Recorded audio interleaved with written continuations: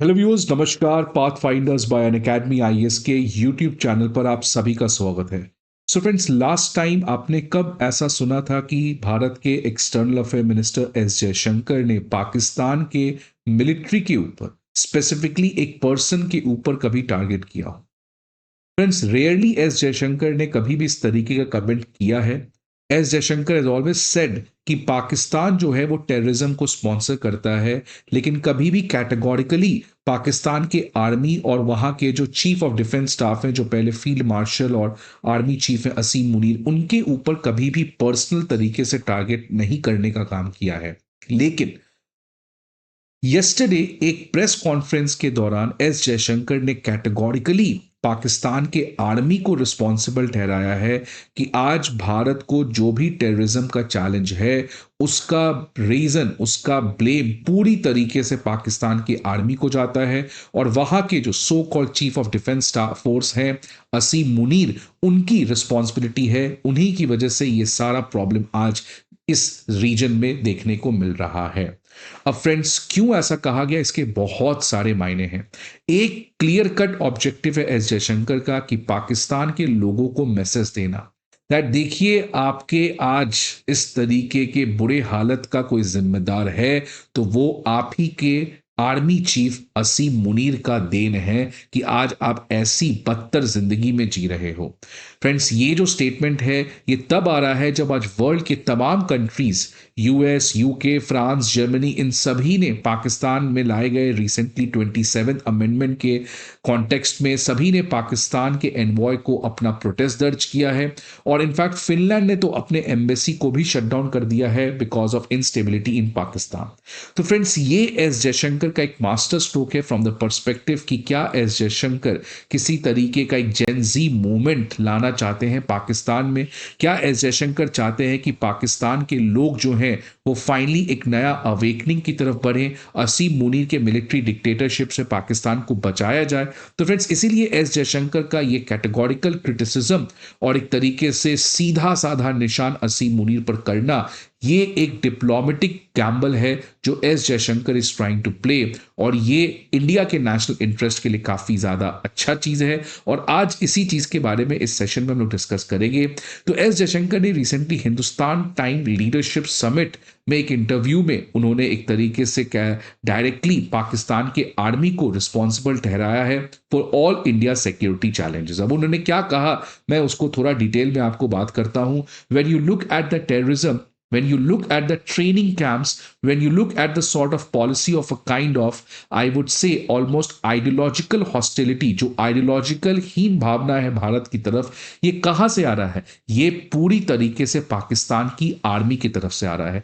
तो इस बार एस जयशंकर ने आर्मी और पाकिस्तान दोनों को हाइफनेट कर दिया, दोनों को अलग अलग कर दिया। मतलब एस जयशंकर का अटैक इस बार पाकिस्तान के ऊपर नहीं था, पाकिस्तान की आर्मी के ऊपर था, जो अगेन एक बहुत ही रेयर चीज है। ऐसा चीज हम लोग जनरली सुनने को नहीं मिलता है। एस जयशंकर ने कहा कि responsibility for terrorism against India स्क्वायरली lies on Pakistan military leadership. मतलब पाकिस्तान की गवर्नमेंट लीडरशिप के ऊपर नहीं है, ये पूरा ब्लेम पाकिस्तान की मिलिट्री लीडरशिप पे जाता है। वही वहां पे ट्रेनिंग कैंप्स को ट्रेन कर रही है और पूरी तरीके से जितने भी ऐसे टेररिस्ट ऑर्गेनाइजेशंस हैं उनको इंस्टीट्यूशनल सपोर्ट भी पाकिस्तान की मिलिट्री लीडरशिप दे रही है। I can only say that at the end of the day, look at the state of Pakistan. आज आप पाकिस्तान की हालत देखिए और भारत की हालत देखिए, आपको बहुत सारे डिफरेंस दिखने को मिलेंगे, कैपेबिलिटीज में डिफरेंस देखने को मिलेगा। और सबसे इंपॉर्टेंट है रेप्यूटेशन। आज पाकिस्तान की image global sponsor of terrorism की तरह जानी जाती है, तो इंडिया की रेप्यूटेशन वर्ल्ड की फास्टेस्ट मेजर ग्रोइंग इकोनॉमी की तरह जाना जाती है। और इसीलिए किसी भी कंट्री को दो, इंडिया और पाकिस्तान को एक साथ देखना नहीं चाहिए। वी हैव टू डीहाइफनेट, मतलब इंडिया को कभी भी हमें पाकिस्तान के पर्सपेक्टिव से बातचीत नहीं करना चाहिए। और असीम मुनीर को तो डायरेक्टली एस जयशंकर ने टारगेट करने का काम किया। उन्होंने कहा कि इंडिया जो है वो हर तरीके के चैलेंजेस को पाकिस्तान के साथ हैंडल करने को रेडी है। और सबसे इंपॉर्टेंट लाइन जो उन्होंने अपने इस पूरे प्रेस कॉन्फ्रेंस में देने का काम किया, like there are good terrorist and bad terrorist, they are good military leaders and not so good one. So आप देख सकते हैं फ्रेंड्स, इस पूरे प्रेस कॉन्फ्रेंस में इस बार एस जयशंकर ने बहुत ही इंपॉर्टेंट चेंज लाया है अपने फॉरेन पॉलिसी आउटलुक में। पूरी तरीके से टारगेट किया है असीम मुनीर को। और इनका मैसेज जो डिप्लोमेटिक सिग्नलिंग कहते हैं, डिप्लोमेटिक मैसेजिंग कहते हैं, ये पूरी तरीके से पाकिस्तान की जनता को था कि देखिए आप जो आज असीम मुनीर के मिलिट्री डिक्टेटरशिप की तरफ बढ़ रहे हैं, इससे आपकी और ज्यादा आने वाले समय में बर्बादी हो सकती है। फ्रेंड्स, ये तब आ रहा है जब आज तमाम कंट्रीज, इनफैक्ट यूएस जो सो कॉल असीम मुनीर के काफी चहीते रहे हैं डोनाल्ड ट्रंप, आज खुद यूएस में अब एक तरीके से एक मोशन इंट्रोड्यूस किया गया है जहां पर असीम मुनीर और पाकिस्तान के कई सारे मिलिट्री डिक्टेटर्स के ऊपर सैंक्शंस लगाने की बातचीत चल रही है। आप देख सकते हैं, इसके ऊपर मैंने पहले भी एक वीडियो बनाया है। 3 दिसंबर 2025 की ये लेटर है जहां पर 44 यूएस कांग्रेसमैन ने secretary of state Marco Rubio को एक लेटर लिखा है कि कैसे आज पाकिस्तान ह्यूमन राइट्स वायलेशन कर रहा है, कैसे आज पाकिस्तान एक मिलिट्री डिक्टेटरशिप की तरफ बढ़ रहा है बिकॉज ऑफ 27th अमेंडमेंट, और इसीलिए पाकिस्तान के ऊपर अमेरिका को क्यों सैंक्शंस नहीं लगाना चाहिए। इसी चीज का रिस्पॉन्स ये 44 यूएस कांग्रेसमैन ने secretary of state Marco Rubio से मांगा है, जिसकी वजह से आज यूएस कांग्रेस के द्वारा एग्जीक्यूटिव के ऊपर एक काफी बड़ा प्रेशर है कि यूएस के द्वारा पाकिस्तान के ऊपर सैंक्शंस लगाना चाहिए। और इसी का नतीजा है फ्रेंड्स, देख सकते हैं जस्ट 8 दिसंबर की एक खबर है कि ट्रंप ने जो नया नेशनल सिक्योरिटी डॉक्यूमेंट निकाला है उसमें पाकिस्तान के बारे में बिल्कुल भी मेंशन नहीं है।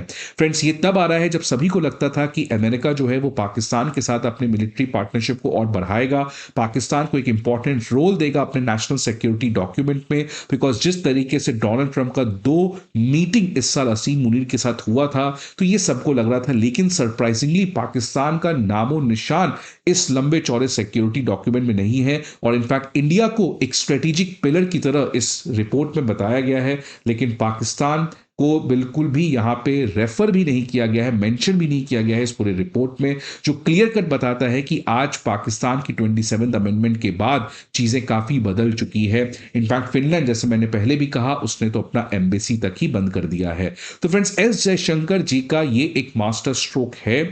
आप इसको अगर ग्रैंड होलिस्टिकली कॉम्प्रहेंसिवली एनालाइज करेंगे तो डिप्लोमेसी में S Jaishankar is the master, and he doesn't speak any word out of nowhere. वो कुछ भी बात ऐसे ही नहीं करते हैं, उनकी हर एक वर्ड का एक कंटेक्स्ट होता है, हर एक वर्ड का एक पर्पस होता है, हर एक वर्ड का एक स्पेसिफिक मीनिंग होता है, और उसी चीज को हमें समझना बहुत जरूरी है जब हम एस जयशंकर के सिद्धांत को समझने का प्रयास करते हैं। सो फ्रेंड्स, पाकिस्तान के लिए रियली आज एक ही ऑप्शन है, डू और die, and for them they have to get awaken up, they have to fight against the military dictators, the military hegemons. Only then they can have a better life ahead, otherwise they are ready to get perished. I hope आपको ये video अच्छा लगे। See you again in some other video. Till then, goodbye and take care.